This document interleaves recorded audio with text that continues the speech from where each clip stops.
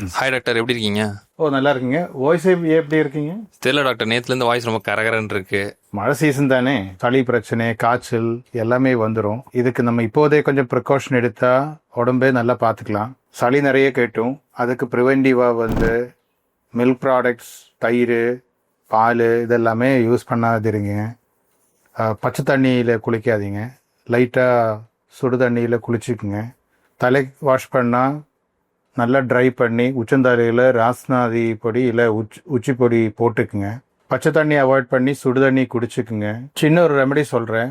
குருமிளகு ஹனியில் chalk பண்ணி வச்சது ஒரு 4-5 குருமிளகு டெய்லி காலையில் சாப்பிட்டா தொண்டைக்கு கொஞ்சம் நல்லா இருக்கும்.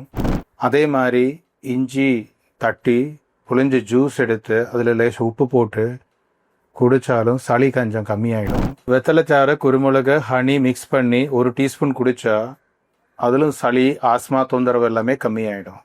இதெல்லாமே ட்ரை பண்ணிவிட்டு உங்களுக்கு ஹெல்த் எப்படி இருக்குன்னு எனக்கு தகவல் சொல்லுங்கள்.